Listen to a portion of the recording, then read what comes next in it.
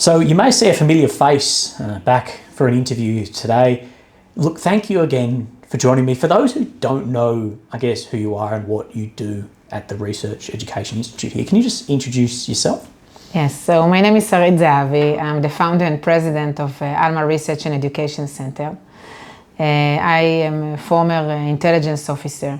I served for 14 years in the IDF, 15 years in the IDF, and I was an analyst. My mission was to analyze the information that I received. I didn't gather the information. I wrote a lot of reports about what's going on during my service and after my service. When I ended my service, I decided that my mission, like my life mission, is to establish a platform of knowledge about Israel's security challenges on the northern borders. I live here, 5 minutes from here. I live 9 kilometers from the Israeli-Lebanese border, so I take this threat very seriously, especially now, by the way. And I felt that there is lack of understanding in international community of what's going on here. There is very little knowledge that is produced in English around that. Alma Center is a research and education center, and the reason it is like that is because the research is the solid basis for the education. Like, I cannot talk with you or with the audience about what's going on here if I don't have a research department that brings me the information. We are doing that from open sources, mainly in Arabic, social media and media.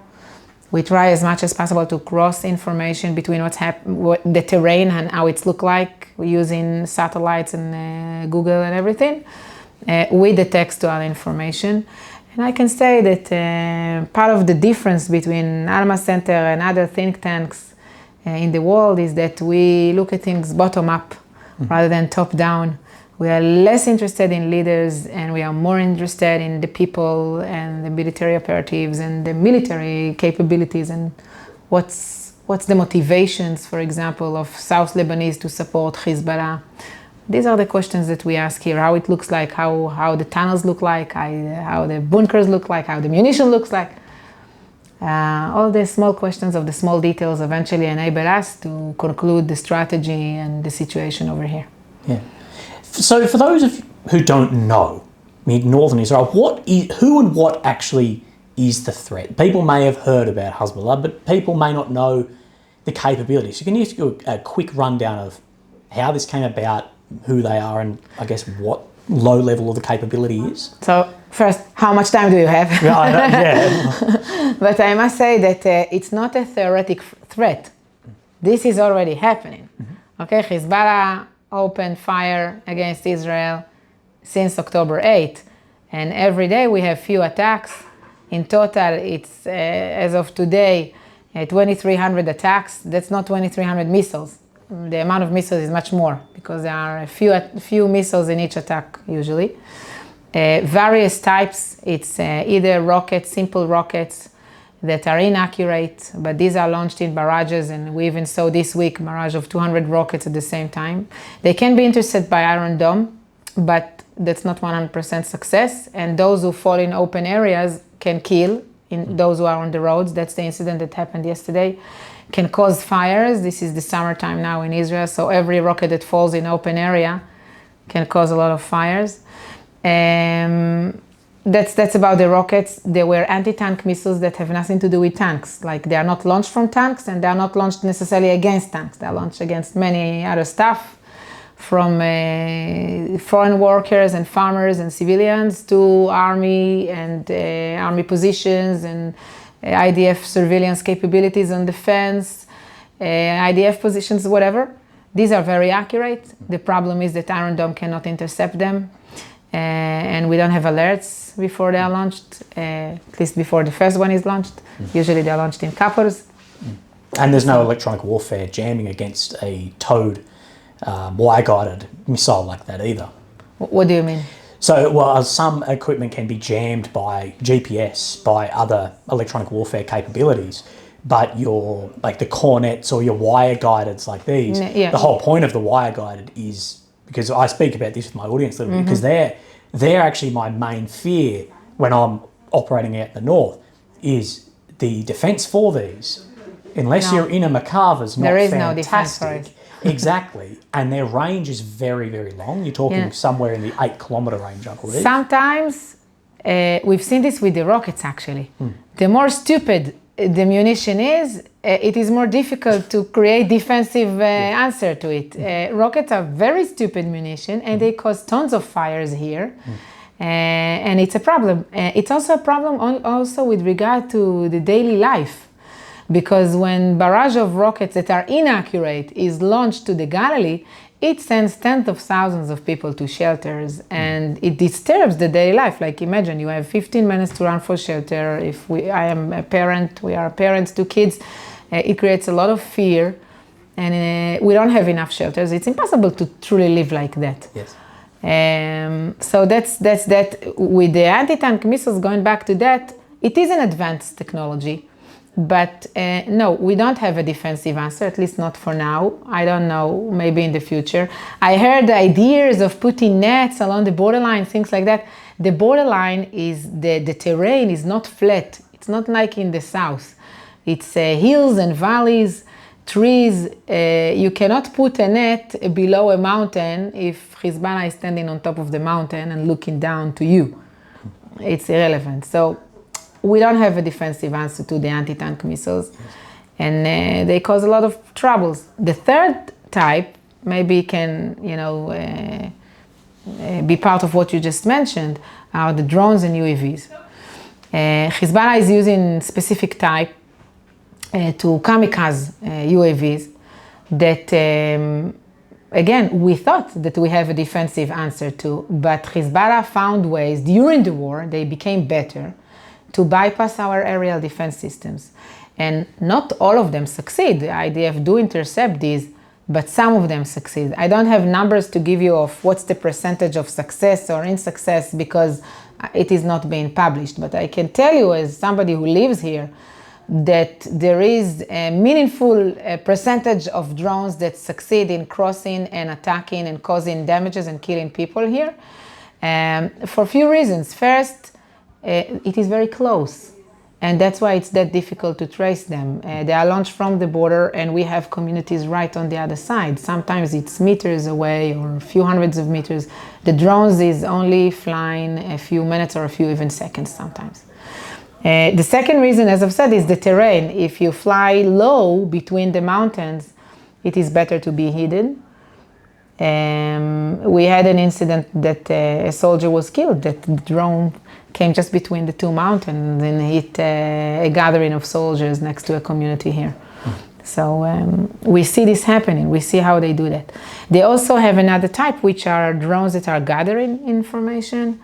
That eventually, it's part of the psychological warfare to frighten us. They publish the videos of how they see everything in Haifa, etc. But at the same time, it is truly gathering information to create targets that afterwards the Hezbollah will launch its missiles to.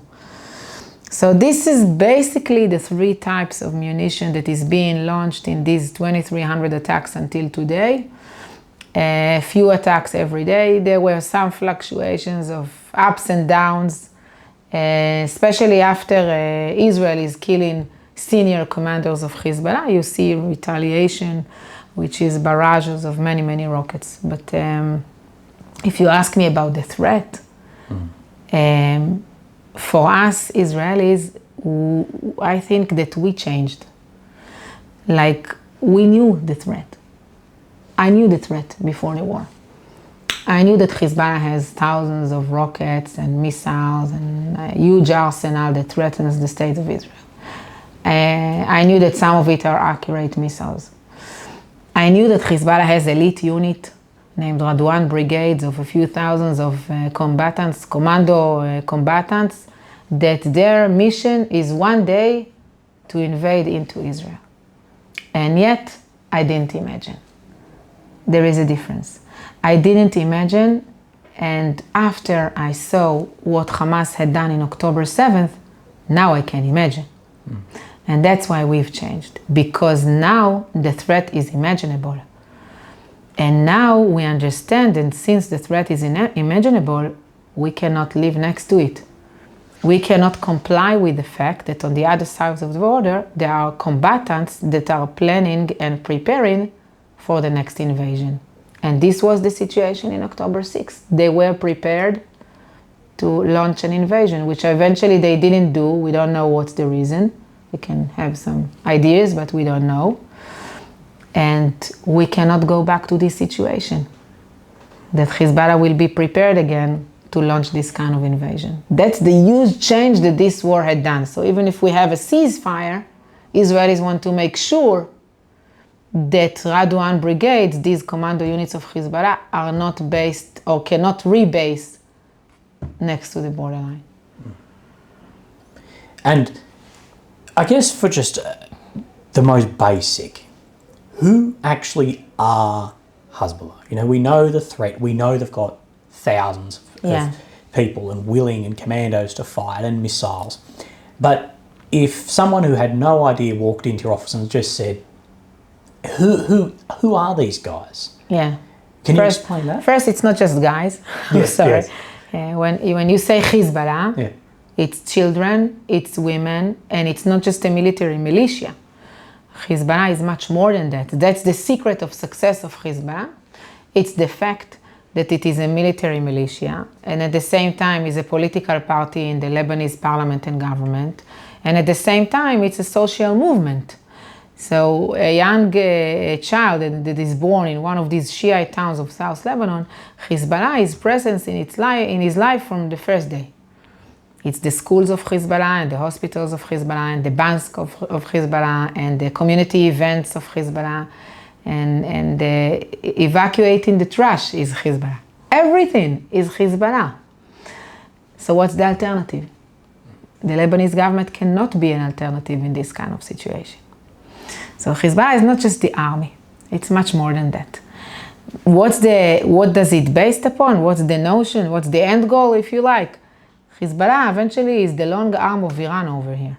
It is a local organization, as I've said, social movement, whatever, but it has adapted the Shiite radical ideology of the Ayatollahs of Iran, and the mission of Hezbollah is to Islamicate Lebanon, to establish an Islamic state like Iran in Lebanon. That's the whole idea of the Islamic Revolution of Iran from 1979, and this is happening in Lebanon, it is happening in Syria, it is happening in Iraq. These are the areas that relatively they are in the process. It's not happened yet, but they have some kind of success. And the secret is to start not only with military aspects, but also with civilian aspects. That's how they do it. Lebanon is the most successful project of that. Hezbollah is fully loyal to the ideology, and it is indoctrinating this ideology of martyrdom, of resistance to any Western values, among that of hate to United States, hate to Israel, the whole narrative of taking the Jews out that are filth in Temple Mount in Jerusalem and kicking them out of Jerusalem. All the martyrs, the combatants of Hezbollah that are getting killed in the current war by the IDF are branded as martyrs on their way to Jerusalem. That's the narrative on the other side of the border. Yeah. Something I'd like to explore, I guess, more is this arm of Iran. And we know that arm, well, there's many arms of this. Can you explain how that has come about and the success maybe in other areas we're seeing of this? Because you explained to me last time, and I will misquote you here, and I apologize, that Hezbollah is basically a proxy of Iran, while Hamas is more of a contractor, freelance. Yes. Can you explain, I guess, again, that difference there? Yeah, you want me to change the background? Yeah, if you've got something for that, that'd be fantastic. Sure. Because I think this is something that is growing out of Iran, and that I think a lot of people may not actually understand the importance of this. Yes, I've shown actually this exact slide before. I'm glad you brought this up. Yeah. To explain what I've just said, we need to take a look at this, because this is something that we had done in Alma Center, but actually this is based on a video that the Iranians published themselves. It's a video that under the title of the Joint Operation Room, it was well done like Hollywood. Maybe it was filmed in the studios of Tehran. I truly don't know where it was filmed. And the video idea was to show that all these militias are planning the master plan of invasion to Israel, again, to eliminate the state of Israel. Okay, by the way, I can tell you there are much more militias than that. Yes. But these are the militias that appeared in the video. And what we had done in Alma, we just took the militias that appeared in the video and we put them on one slide. And if you analyze that, you learn that each of these militias have different relationship with the IRGC for various reasons. Hezbollah is the most senior one. It's almost a partner in this company named the IRGC International, okay? It's the most senior CEO of this company, if you like. So it's not a partner, it's not the owner, but definitely they consider it very important and very senior, and there are relationships that they consult with each other, and the Iranians truly care about the needs and the interests of Hezbollah itself. So that's why the relationship between Hezbollah and Iran are different from Hamas. By the way, Hamas is Muslim Sunni, not Muslim Shiite. Allegedly, they don't share the same ideology. Maybe not allegedly, they don't share the same ideology. Okay. Moreover, Hamas is on the spectrum of an organization which has a religious agenda and a national agenda, both. Iran wants to promote first and foremost a religious agenda here, even though they are very proud of their nationality as Persians, etc. So Hamas are Arab, Palestinian, Sunni Muslim.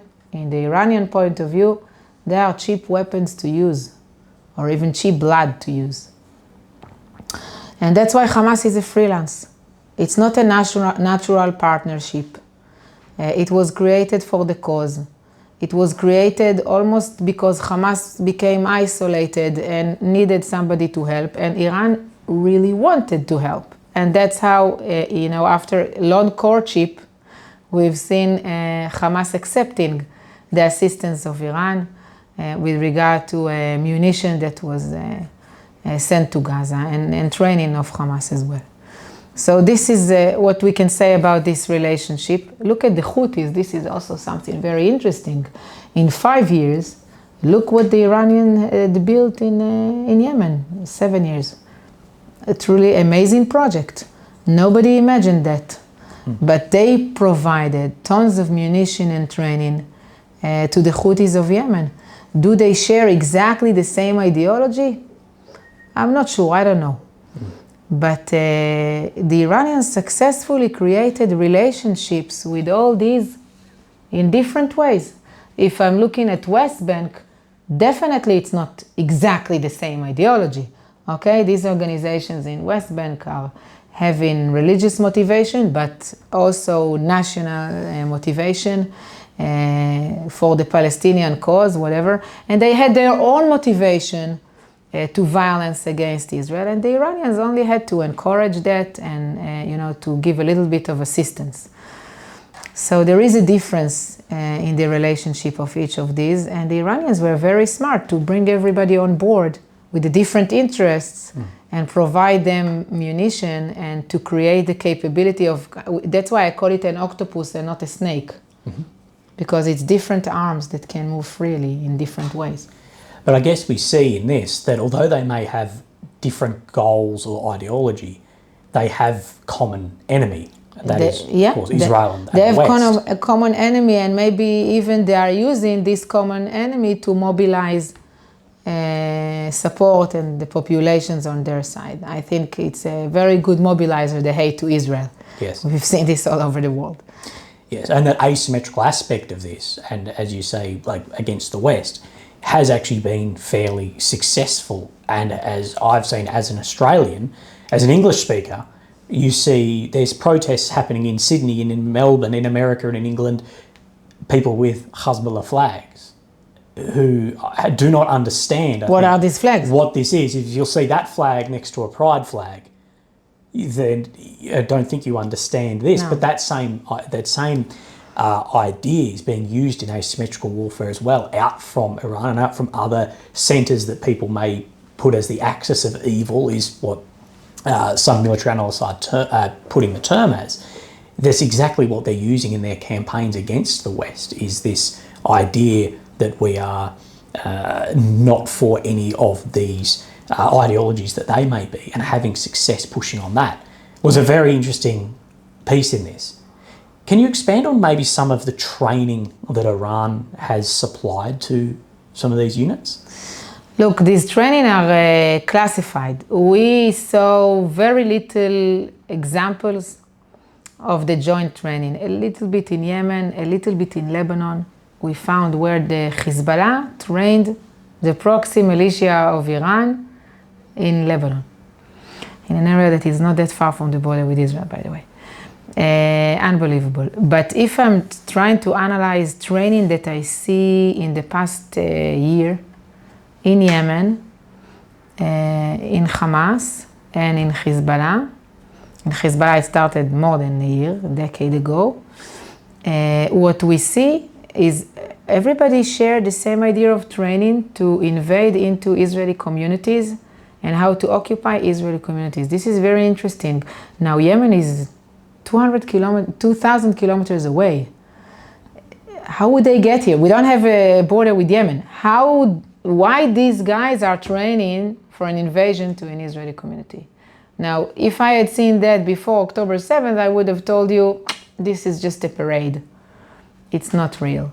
But after October 7th, that we saw that Hamas had done the same thing, now I am asking myself, how exactly they are going to bring them? There is a plan, we just don't know that. Yes. There is a plan, probably, of how to bring them to one of Israel's borders, whatever it is. That was one of the concerns with October 7th that I saw. And many people, I think, paid off, coming in paragliders and coming in via a small boat. And that myself as a militaryman, I said, well, what you need to look at is, regardless of what system was used, they had both an air, land and sea coordinated attack. The same exists in Hezbollah. And that is very difficult to create. That is, at this point, not just dudes in sandals in Afghanistan that we may have been used to. There was a coordinated, three-pronged attack, same time, and was, I put inverted commas, successful for what they were wanting to achieve, and that terror. And we've now seen the subsequent events fall due to this. And prior to the attack, they were very smart to thoroughly destroy the line of defense that Israel had built and put a lot of technology and money in this.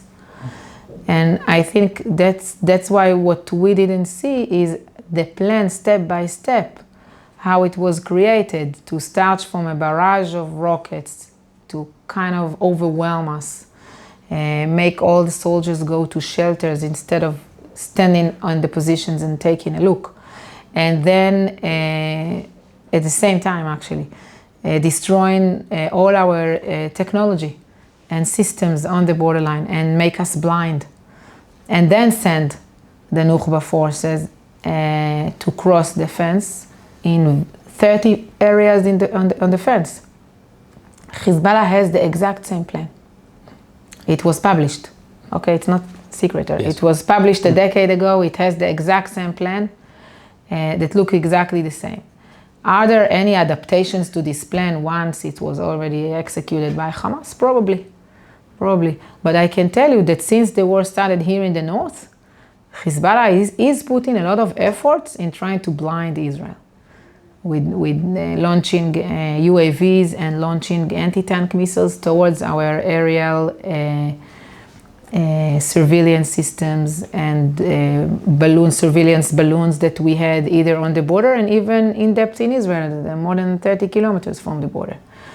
Launching the anti-tanks towards the antennas and the cameras on the border. This is a cat and mouse every day. They are trying to blind us, and we are trying to put new types of technology to be capable of seeing. Now it's summertime, it's better, but in the winter, for me, as take the expert out of the picture for a moment and bring the mother. For me, as a mother who is living up north, looking at this strategy, I was very worried because in the winter, it's a lot of fog here and it's rainy and the visibility is not very good. It's very troubling, but I think it's also, you mentioned it, it also exemplify the comprehensive or the strategy in the other side. This is not a terrorist organization, militia, that only with very poor technology is crossing a border and killing people. No, there is a plan. Everybody were committed to the plan, a plan that was kept secret. It has different phases. Hamas knew exactly what it is doing. Hezbollah knows exactly what it is doing. Even with the current war, you see where they are shooting, how they are shooting, how many rockets are being launched in each barrage, the combination of areas that are being bombed. Like you see, it's either the upper galley or western galley. In western galley, you can actually see that there is a very good understanding of the battlefield over here. And I think this is something that we shouldn't underestimate. It's not a terrorist group. It's a terrorist army we are dealing with Hezbollah and Hamas. We had to enter into Gaza step by step to deal with to eliminate their capabilities, and even now it's not enough. We have to come back again. Yes. You spoke before, and this may be somewhat conspiratorial from myself, but I have to look at war as, all war is to have a political achievement, victory somewhere. And you mentioned that Hamas to Iran is maybe cheap blood, cheap weapons. We've seen with Israel and with Hamas and the ongoing war in Gaza, we've seen, of course, a huge swing in the support for Israel. I think Israel completely lost the informational war online. I think for maybe 2 weeks, it was, in a majority, I'm just talking online as a whole, and Telegram and Twitter and these areas, that everyone was, stand with Israel. We've seen now a huge shift against that since the push into Gaza, and of course then the terrible high civilian casualties that have taken place in an urban warfare environment like this. Do you think that there could have been some element in the IRGC's overall plan that knows that from October the 7th, Israel would have to have some level of defensive response into Gaza, and then it would have a mass amount of humans around the world then not support Israel, therefore making maybe an operation in the north or from another terrorist organisation into Israel maybe more popular from this? So I hope I understand the question, but if you're asking me whether there was a comprehensive approach of the IRGC in this campaign to be capable of predicting the process that you just described in the international arena, and maybe not even predicting, maybe even contributing. And leaning on people's anti-Semitic. I think yes. I think the answer is yes. I think, moreover, and it's not conspiracy, it's just strategy. I think that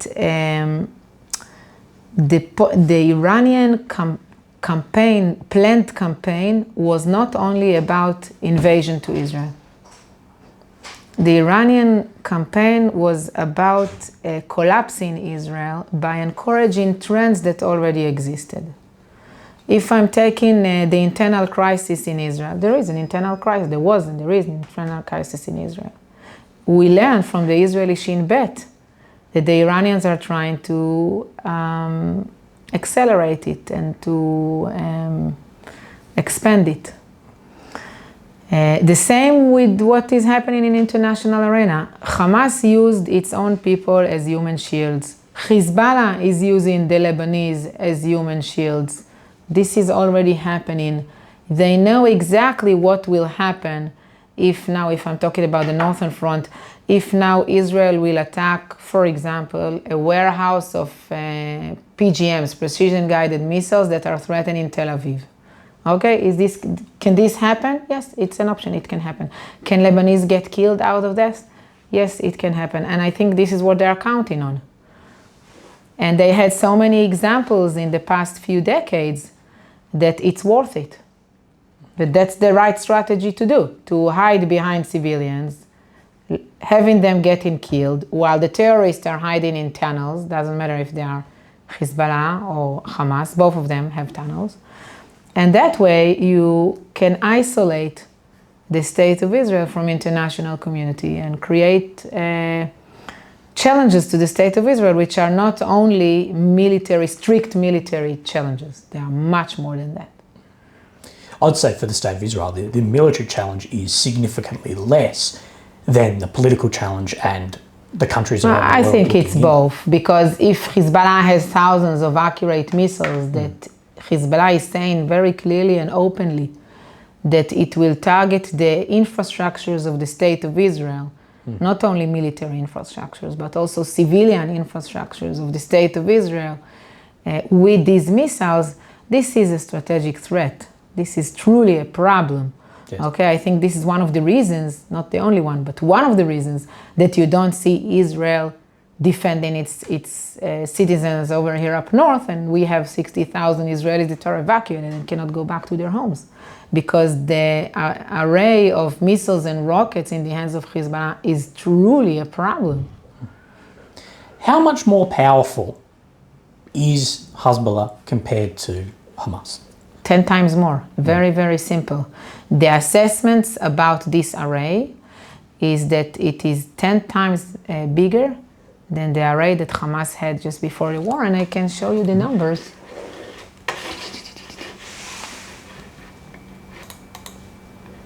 That's the numbers. That's the numbers of. Again, it's an assessment, of course, but we believe it's very close to reality, and you can see that the ranges can cover all of the state of Israel, or almost all of the state of Israel, while most of the array, which is this, is to the areas which are close to the border, which are evacuated today from civilians, and 65,000 can get to northern Israel, a few tens of kilometers from Lebanon. That's a lot of Israelis, that's a lot of people, and all the rest can get to all the rest. This is a true problem. Haifa is the biggest city in the north. It has a lot of civilian infrastructures, including the biggest seaport of Israel, which is the gate of coming and going merchandise into Israel. This is what Hezbollah is threatening. And as I've said, Iron Dome is not 100% insurance that nothing will hit. Yes. And nor can the Iron Dome have the amount of figures on some of this we see as well in realistic reload magazine capability as well. This is a huge question. How many interceptors you need? Yes, well, this is one of what I've spoken about with Iran with ballistic cruise missiles too, and what can intercept those, say, Patriot systems, and the amount of Patriots we actually have, we being, say, the West, of not only the batteries but the interceptors, is very low compared to what Ukraine is using currently. And we know all the new batteries are going directly to Ukraine. It was announced, I think, today in Washington.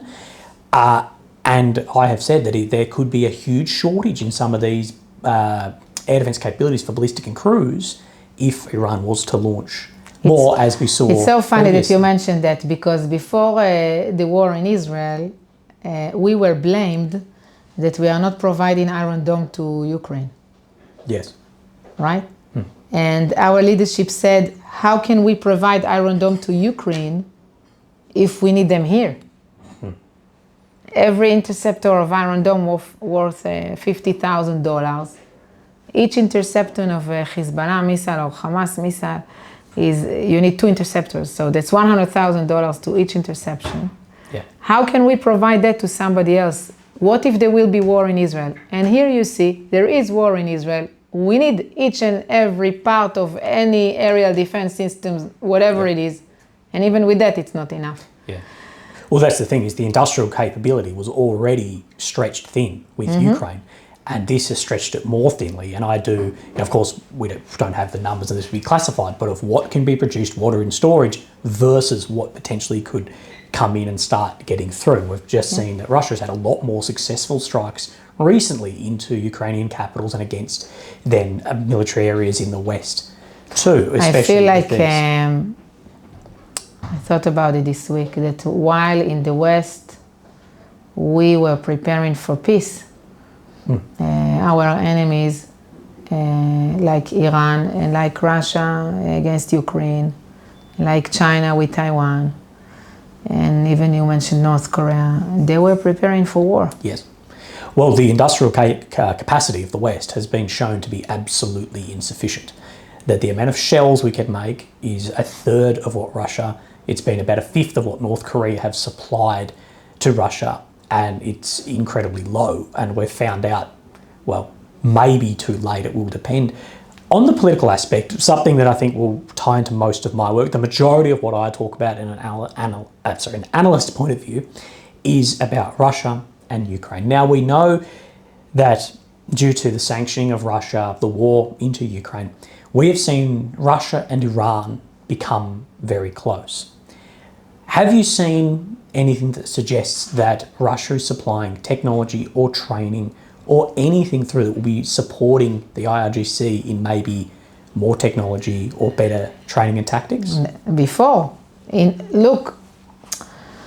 the years that I served in the army, for me it was obvious that Russia is providing munition to Iran, technology to Iran. There was a long discussion on the aerial defense systems that were provided from Russia to Iran, the S-300. There is a discussion whether the S-400 was already provided or in process or whatever in Syria. The leaks of Russian technology to Hezbollah, to the hands of Hezbollah, and even Chinese technology to the hands of Hezbollah are well known. The anti-tank missiles that I mentioned, the Cornet, it's just an example for that.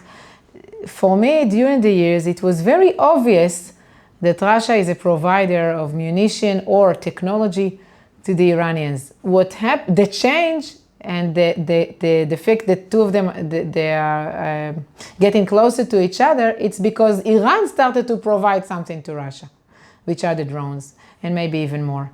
But the drones, we know, we have a video of the Iranians training the Russians before the war in Ukraine in launching drones, the Shahid 136, which is the drone that is being used in Ukraine. This is very interesting because it became a different game. Iran became a partner, not just somebody who is buying, but also somebody who is selling. And I think this changed the relationship also over Syria. Before the war in Ukraine, there was much more competition between the Iranians and the Russians over Syria. And today there is more collaboration over Syria, up to a sense that we can point of Iranian flights that are landing in a Russian airport in Syria. And the big question is, what's the cargo in the flights? Because these planes are known as planes that are bringing weapons to the region. And all of a sudden they are landing in a Russian airport in Syria. So this is very interesting to see this process of how Iran became much more of a partner with Russia over that. And that's why it's a big question, for example, with the drones, what the Iranians got in return from the Russians. Yes, and we've seen that, say, with the Houthis and the increasing success of their anti-ship missiles. And I've speculated before that, well, we don't know what technology is going then back and forward because, where something can be produced, Russia may have the engineers and the technology to do this. And it is it's a growing threat that I think people imagine Iran, they pay it off as it's a dictatorship, it's radical, don't worry about it. Rather than you think these top-of-the-line modern weapon systems can fall into these hands and create a regional power too. The fact that they don't believe in Western values doesn't make them stupid. Exactly. They have universities, they have engineers, they have many engineers that were trained in the West and bringing the knowledge into Iran. We've seen this with the nuclear program, and we are seeing this with advanced weapons. They are very good in reverse engineering. One of the anti-tank missiles that is being used against us over here is reverse engineering of an Israeli technology. So yes, they are very good in this, in manufacturing themselves. It will be very interesting to see what then occurs in the future with Hezbollah. If there was a larger Israeli attack, as you say, that there's 60,000 people who cannot return to their homes here. I'm currently staying in Kiryat Shmona, that I believe was 28 or 29,000 people pre-October last year, and now I spoke to someone who said it's about around 4,000 are actually left. Do you believe that other elements may get involved? We're seeing the Taliban talk about potentially wanting to get involved, and of course then could we see Iran itself, not only through a proxy, but like the rockets and drones that were fired in from Iran and from Syria? Could we see more of that if Israel go in? Yeah. And some would say that it's imminent, about to happen. Others say it's not going to happen. Know. But if it does, do you think we will see maybe Iran get involved themselves? Maybe. Depends how much threat we will pose to Hezbollah. It's definitely an option. I don't think we will see militias coming to Lebanon. I don't think that Lebanese Hezbollah is interested in more non-Lebanese coming into Lebanon. This is something which is an issue in Lebanon. They already have a lot of problems with the Syrian refugees in Lebanon. They don't want more of that. Hezbollah is totally aware of that. I think a more probable scenario is that Iran will try to launch a proxy attack from the Syrian border. And send it, and they do have presence of proxy militias on the other side of the border, even from before the war.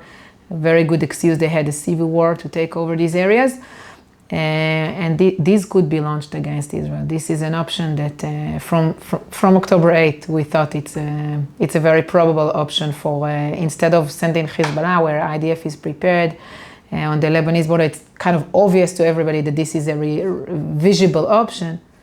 Maybe to do it from Syria with other proxies, not wasting the best, as I've said, the best proxy or the most professional proxy with this Hezbollah, but against sacrificing somebody else who is less important.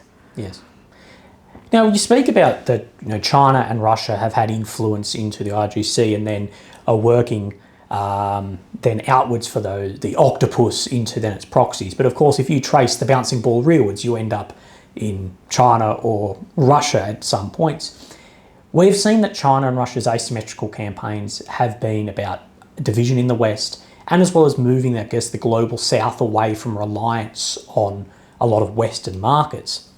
Do you believe that this is part of then Russia and China's, I guess, their world order, then playing through in these elements? Same as we've seen Russia playing that out with elements in African countries as well.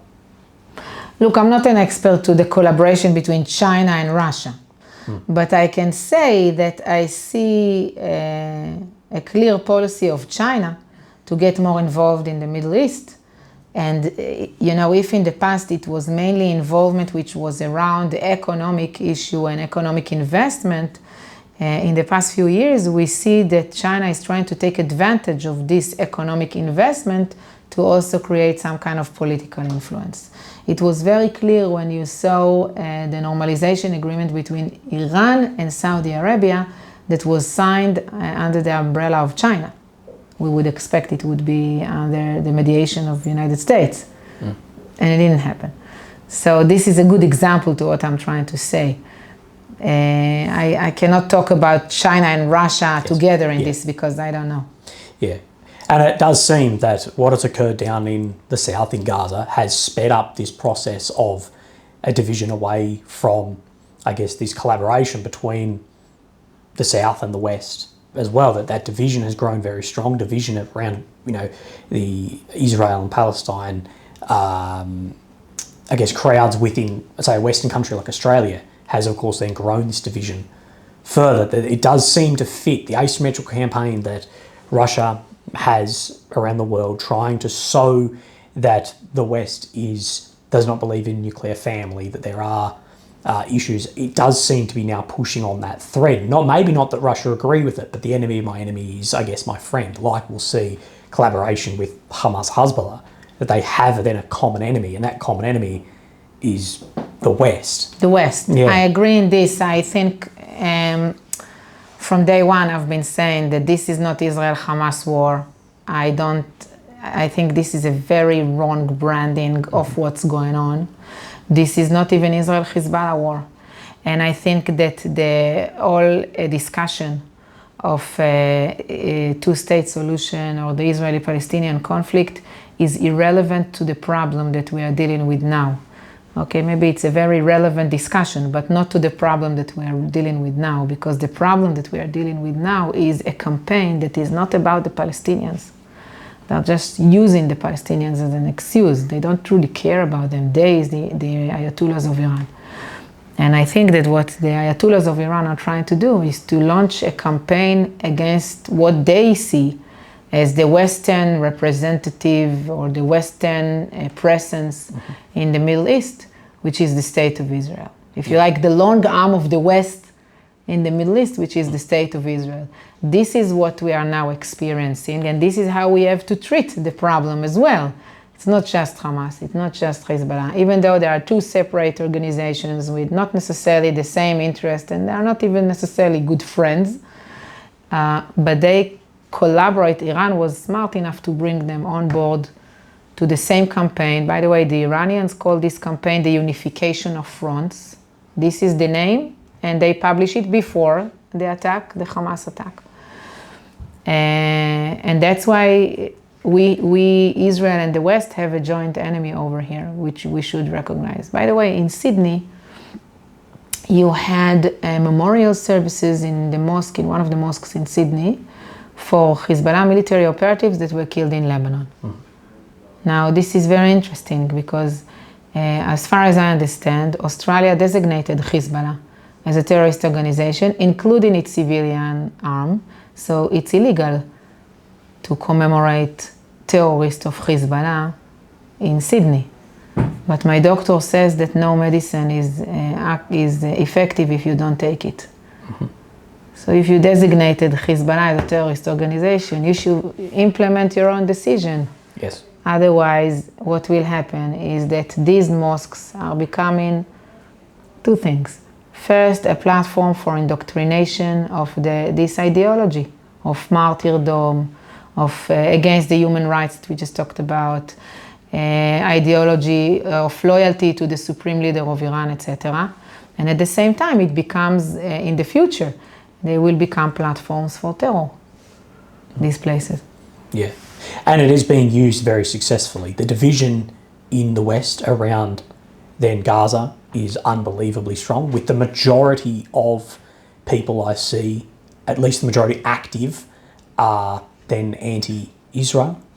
And a lot of people will look at, and this is exactly what is being used if you look into Russian FSB and SVR operations, is looking at the hypocrisy between language used between the West into Gaza or the West into Syria and Russia into, say, Mariupol in Ukraine or into Bakhmut. And I believe it was the Russian Minister of Foreign Affairs, Sergei Lavrov, and I will misquote him here, but said something to the effect of, if you are angry about Russia bombing Ukraine, just imagine that this was the Middle East and that Russia was America, and suddenly you won't care.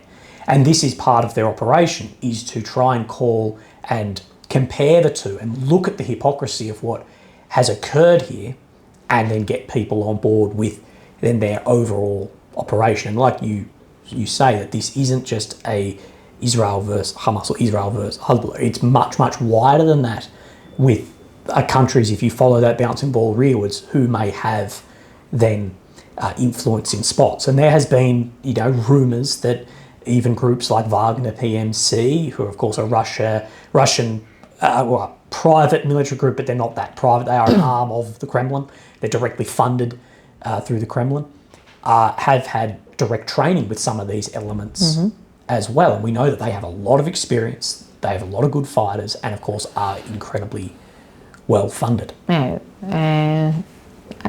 I have a photo of Russian soldiers with a Hezbollah military operative in Syria from a decade ago.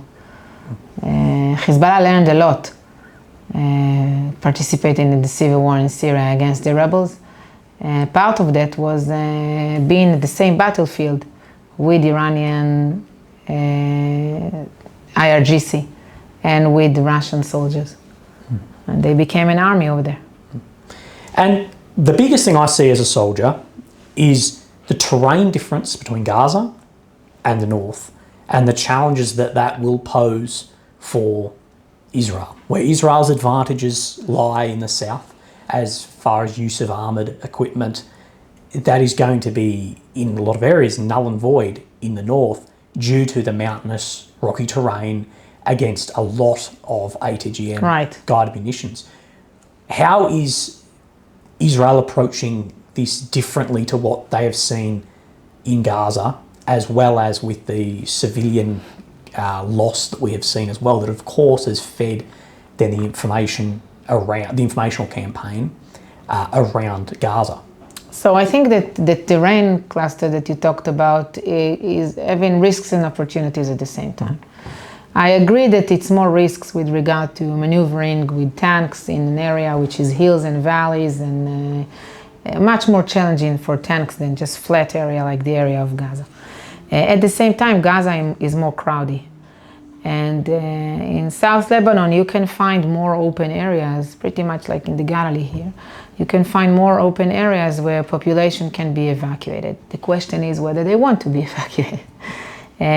Today, already, the area next to the border with Israel of up to maybe 5 or 7 kilometers in the Lebanese side is also evacuated. 90,000 Lebanese also left their homes, and there is a lot of destruction in these towns because Hezbollah is hiding inside these towns. If IDF will decide to expand the attacks, so people in northern towns will have to leave as well. And I believe they do have where to go. Again, in opposed to Gaza, which this was part of the challenge. How do you create safe zones in such a crowded area? How do you, and these were challenges that the IDF dealt with, by the way, invested a lot of time and effort to do that.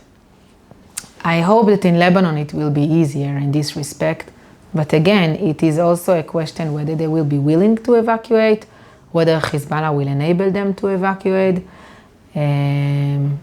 how safe they will feel to travel on the road on their way to any evacuation area.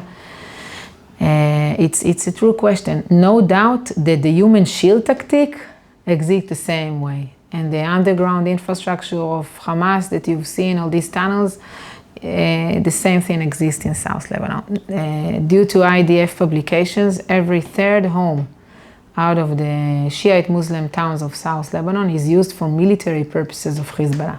Every third home. So what do we feel from Gaza, our soldiers that are coming back from Gaza and saying every home is used for Hamas? The same reality exists in South Lebanon. That's the true challenge. How do you eliminate a threat that has that much of redundancy, hiding these rockets everywhere? And a threat that, as we've spoken about, is to the factor of 10 times and more, 10 times more. The terrain is much bigger than Gaza. Exactly, the border is much longer. Well. Do you have a slide that shows the Hezbollah controlled areas? Yes. There we go. This one? No, it's not this one. Where is it? There we go. This is very interesting. Look, the blue area over here, it's you see, we put the blue on top of the yellow. Yes, okay. Okay, so the yellow is areas which are under the control of Hezbollah. I don't like this term because it's not a foreign militia that took the control over an area. Okay, it's a local militia that is embedded in the Lebanese towns, that the people truly believe in the ideology of Hezbollah. It's a project of 40 years that succeeded, as I've said. It's not an occupation. It's not an occupation. Yeah. It's not a foreign force. It's a local force. But yes, these are the areas of Hezbollah. Okay? In South Lebanon, in Beirut, and in the Bekaa Valley. In South Lebanon, when we put the blue on top, the blue is the UN area of operation, which is an area that by the United Nations Security Council resolution is supposed to be empty of any presence of Hezbollah. Right. And it's I can not tell the you case. it's not. With an ATGM having max range of 8 Ks, that blue's a lot deeper than this.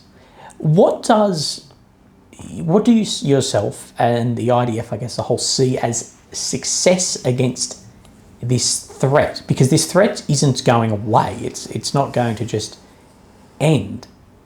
I can't see that a larger campaign can't happen, but with the IDF, will it succeed? Will it succeed? Will it succeed? That's the biggest question. But it needs to be successful as well in that it needs to be non-Pyrrhic. That I have no doubt that, of course, Israel is the regional power here with US support. Militarily, I have no doubt that this can occur. But politically, geopolitically, around the world as well, with the countries, that will not then support this. And I think what has happened in Gaza has had a huge effect on this. And in my honest opinion, that Israel will win the battle in Gaza, but they've lost the war. The political, it's Pyrrhic, that the political loss that Israel has occurred there, that will continue for decades, has been unbelievable. It's been catastrophic for the West and the South, and that expansion of a multipolar world from here. What does the IDF, I know they're taking this into account, what do they see as its success? First, I must tell you that we cannot lose the war. That's it. Israelis cannot afford to lose a war because we have nowhere to go. That's the only place we have. But I do agree with your basic analysis that we tactically won against Hamas. Yes. We eliminated many of its capabilities, but the fact that it is coming back to many of these places and the fact that we lost the support of the international community is a problem. It's a true problem that affects the whole strategic situation of the State of Israel, including with regard to our capability to launch something in the north now. Eventually, I don't want to get into details of contingency plans, but eventually you have to mark which capabilities you want to attack. And I'll give you an example. In Israel, we hear many voices that are saying, rightfully by the way, that Hezbollah already taken over Lebanon. Lebanese government is responsible to everything that is happening in its territory. And that's why if there is a full-scale campaign, Israel should view Lebanon as an enemy. And if Lebanon is an enemy, Lebanese infrastructures are enemy infrastructures. We in Alma Center said, these basic assumptions are correct, but we are not sure they are effective. Yeah, strategically, the fallout would be If you want to huge. be effective, you should go after the civilian infrastructure of Hezbollah. Because Hezbollah succeeded in creating alternative infrastructures to the Lebanese state. For example, banks. It has its own banks, at gas stations. That's energy source. It has its own. They don't need the Lebanese state for that. Electricity, the Lebanese government hardly provides electricity with no connection to Israel. Lebanon is a failed state. But Lebanese buy generators that are based on fuel, and that way they do have electricity 24 hours, 24/7. So I think that IDF will have to develop a tactic that is very different from previous paradigms that we had in previous wars, 2006, and even against Hamas, to try to damage Hezbollah where it hurts. Part of it is what we already see, which is the targeting of commanders. And the commanders, already, I think 33 commanders were killed since the war started. That's impressive. 2 of them are senior commanders, 3 of them are senior commanders of divisions, parallel to divisions. That's very impressive. These commanders were not 2-3 years in their positions. They were like a decade in their positions, maybe even more than a decade. These are, the figures, the key figures of Hezbollah that were killed. That's a very impressive achievement, but it's not enough. At the same time, you need to damage the capabilities, the munition itself, the precision-guided missiles that I gave as an example. Okay. Again, I don't want to get to how exactly to do it. I think there is a way to do it. I believe that any way we will do it, there is a price. I agree. And that's why if you ask me if I'm looking for one key that I can talk about, this key is not a military key. The one key that I can talk about is exactly what you are mentioning, is the fact that Israel should work with international community. International community should work with Israel, and both of us should recognize that we have the same enemy. This will take off a lot of the obstacles that we talked about.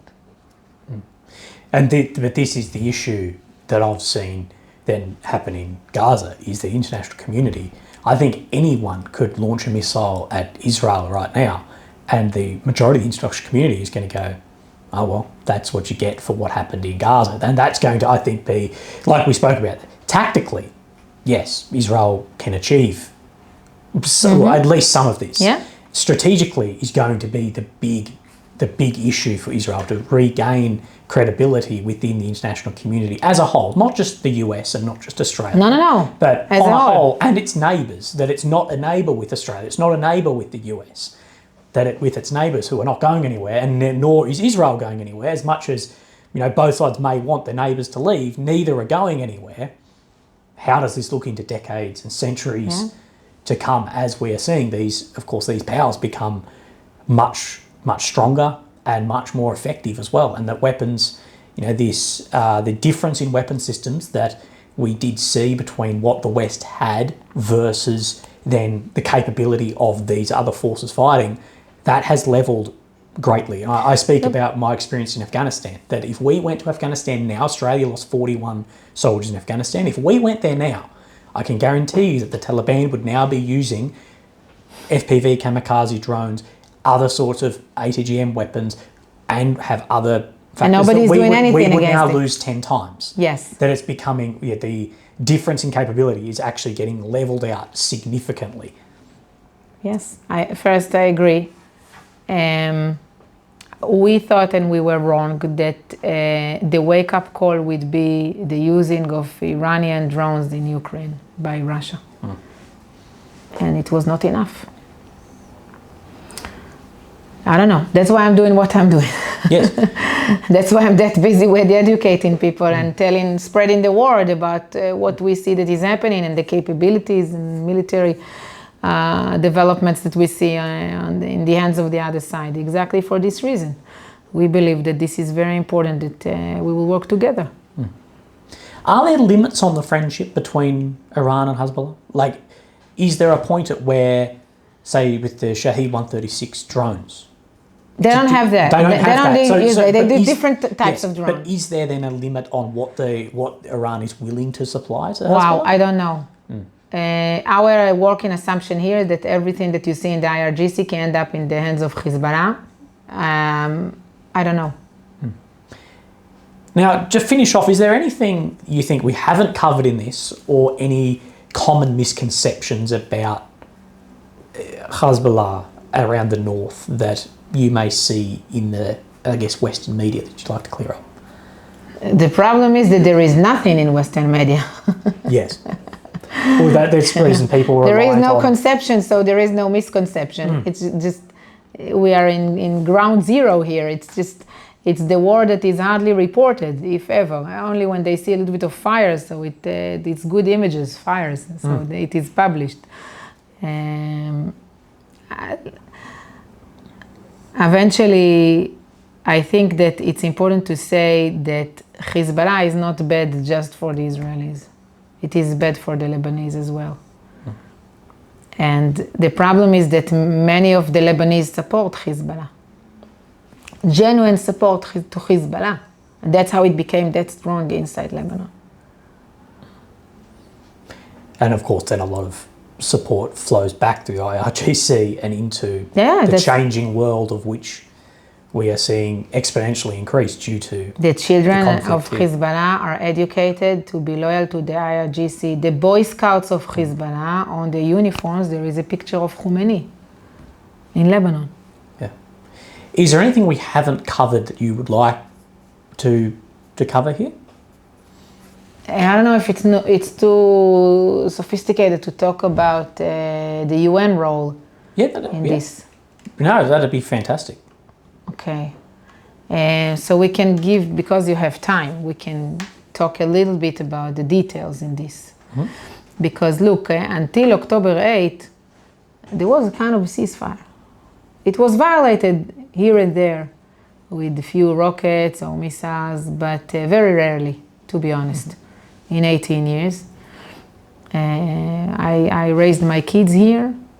Exactly in the past 18 years. I live here 17 years in the north. They didn't grow up in a sense that they live in a war zone or anything, okay? Except for the past 9 months.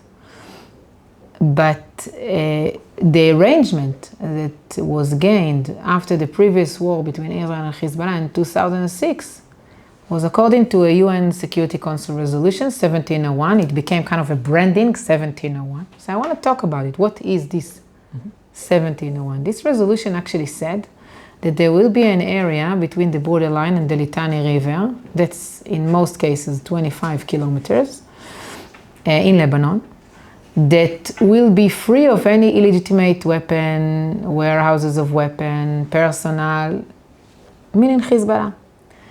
UNIFIL, United Nations Interim Force to Lebanon, was greatly enlarged for 10,000 soldiers. And Lebanese army was deployed in this area with a few thousands of soldiers as well. And the question is to do what? What's the mission of them? Due to the resolution, UNIFIL should assist the Lebanese army establish this area. The word enforcement doesn't exist in this resolution. There is another article in the resolution that says that UNIFIL should use all its capabilities to make sure that this area is not used for any hostile activity. Actually, these two articles created the base for a disagreement on the interpretation of the resolution. Israel said UNIFIL should monitor the resolution, and the rest of the world said it's the Lebanese army and UNIFIL is only here to assist. The bottom line is that nobody enforced the resolution. Neither the UNIFIL nor the Lebanese army, because nobody is willing to clash with Hezbollah. Hezbollah gave its concession, unofficial concession to the resolution, enabled the ceasefire in 2006 that ended the war. But in reality, it was never evacuated. It had never withdrawn, and it just expanded more and more, as I've said, in South Lebanon. And as I've said, every third home is used for military activity of Hezbollah. If we have another diplomatic arrangement, it cannot be based on the same principles. So any monitoring mechanism should be based on the idea that it is willing to clash with Hezbollah. Now, who is this mechanism? I don't know. And I think this is the key, again, if I'm talking about Israel working with international community, this is the key to understand that it's not enough to reach an agreement. You need to reach to the implementation of the agreement, and it's two different things.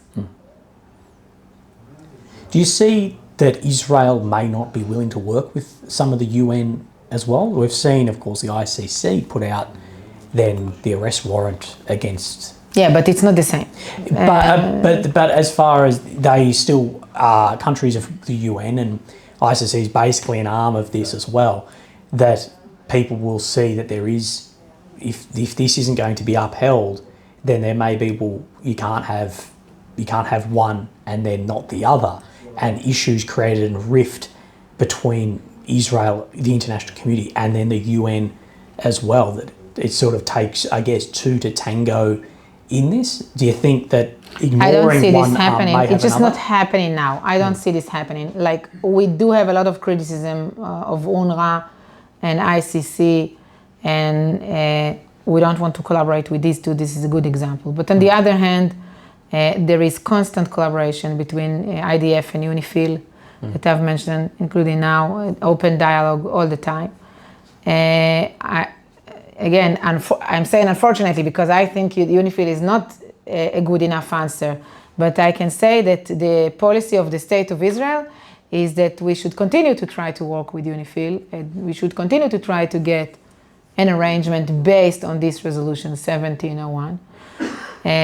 I didn't see any indications that the Israeli government wants to abandon the UN platform around that. Searching for better solutions, that's fine, but I don't see unilateral abandonance of 1701. Would Israel be happy if that was instated correctly? Now that things have changed, now that Hezbollah is more powerful, as what we have seen out in the south and that attack, would Israel be happy with that 20-25 kilometre demilitarised Yes, but it's not on the table. But if it was back on the table, what is now on the table is 8 kilometers. Yes. Instead of 25. Yes. Which is and even with that, we don't get anything because, again, the biggest question is not the amount of kilometers. The biggest question is who is monitoring that. Yes. That's the biggest question, and how long does it take? What, I'm going to wait another 18 years, 18 months, and 18 weeks until Hezbollah will decide to invade and have another massacre? We should have very clear end goal, and at the same time, very clear deadline to reach to these end goals. Yes. And this doesn't exist in 1701. Yes. And this is the problem I see actually overall here, though, is that there is no real clear end goal. The end goal may be, the state of Israel is secure on its borders and not having rockets fighting.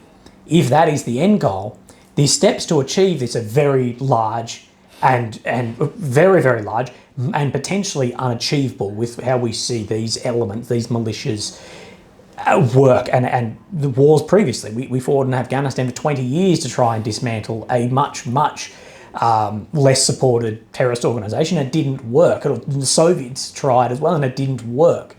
That I don't see a really clear, achievable end goal in sight without then a war. And you talk about this monitoring force. Who would monitor it? I don't see a force that Israel would be happy with being the monitoring force. I don't see that Israel's going to be happy if Saudi Arabia says we will be the monitoring force. I don't see that being, at least and I may be naive to it, but I don't see Israel seeing that as sufficient. Say Australia said, but I can't see Australia or America being a monitoring force here without then a war. Why would Hezbollah let me and my boys be in there without then having a conflict that begins? And exactly like we've spoken about, then you've got a West v Middle East, then conflict again. I think we've crossed maybe an event horizon. I'll ask you a simple question. If Afghanistan was in New Zealand, what would you do? We constantly compare it to Afghanistan, but eventually when you leave Afghanistan to the children of Australia, it has very little influence, if ever. It has influence, potential influence in the future when everything we spoke about strategically. Yes. But if we don't bring, I'll say good news, some kind of good news to the people of the North, it has influence of the children of the North and the way they live and whether they have to run for shelters in 15 seconds or not, and whether my little girl is going to run into the house crying, "Mommy, I'm afraid to live like that, living in fear." This is from last week. So I think it's different questions. These are much more existential questions in Israel. And that's why sometimes the answers are very uncomfortable. Yeah. Now, if you ask me again, I think that the Israeli government is willing to compromise. This is what I think. Maybe I'm wrong. Yes, we'll see in a few weeks. But this is what I think. I think that the Israeli government is willing to compromise. I view my mission to try to educate the international community of what the terms should be. as I've said, deadline and disarmament, and trying to understand that we cannot just sign an agreement for having an agreement. Yeah. That's not the end goal.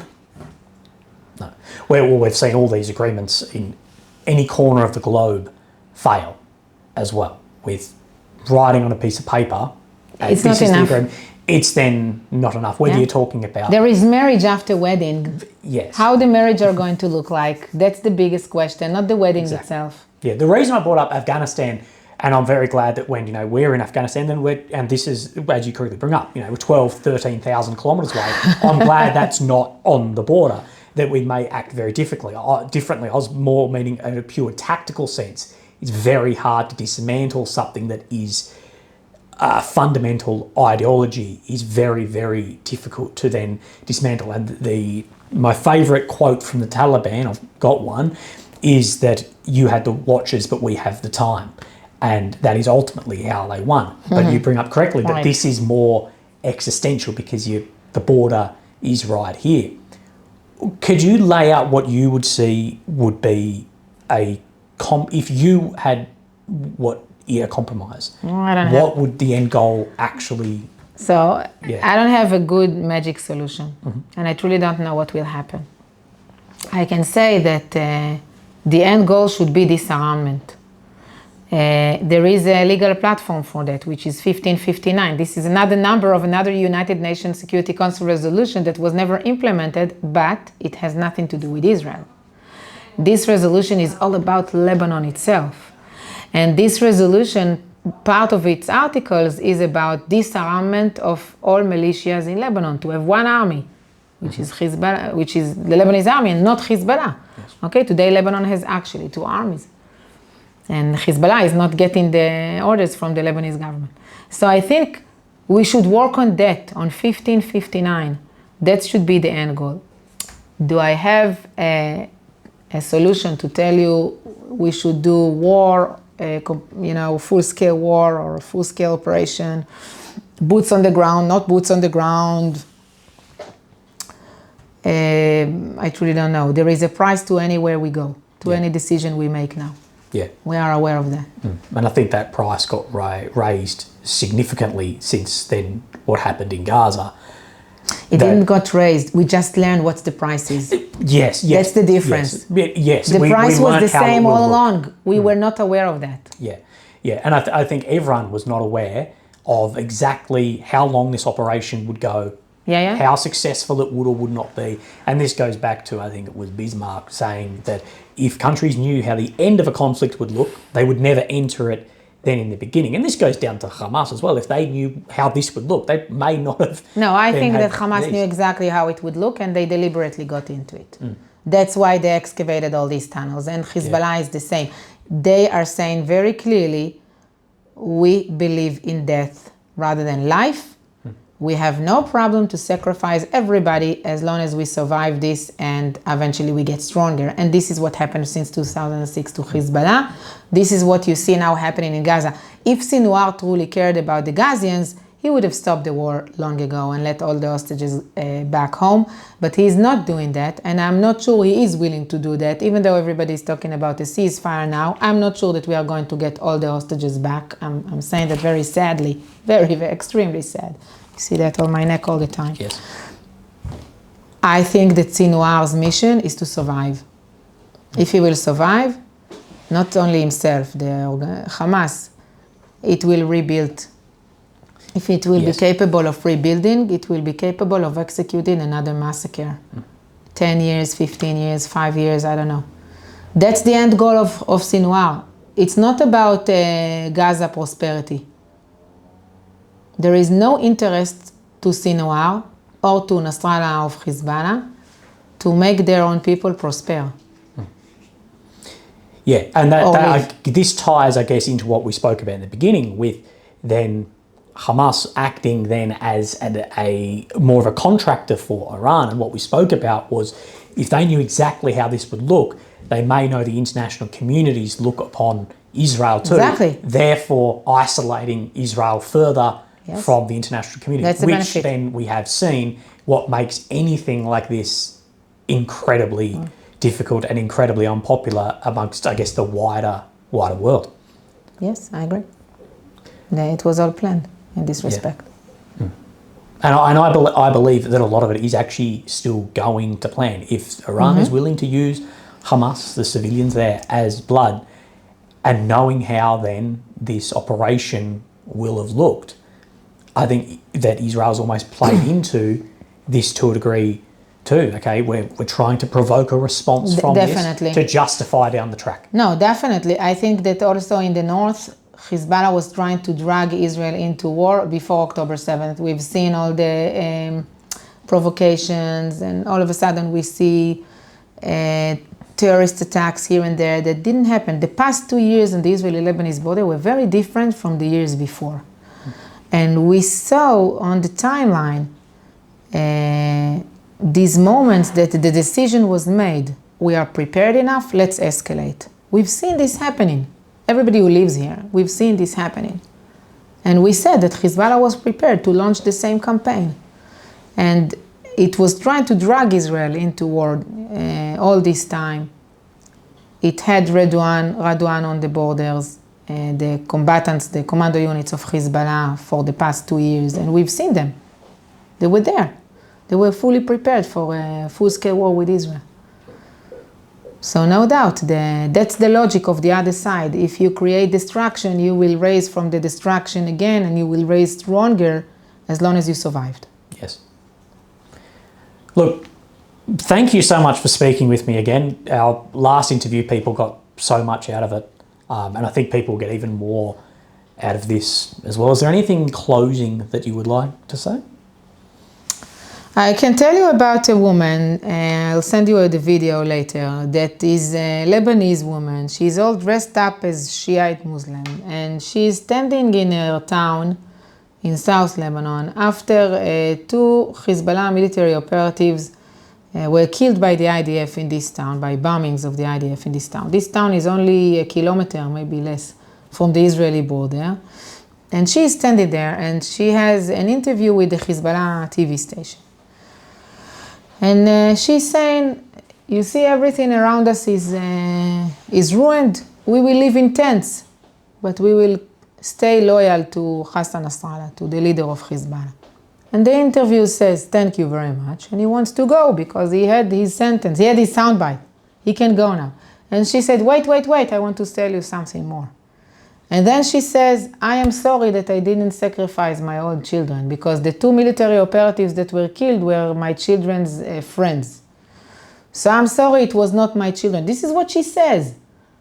She apologized that it is not her children that were killed, and she is saying, I'm willing to sacrifice my children for the cause.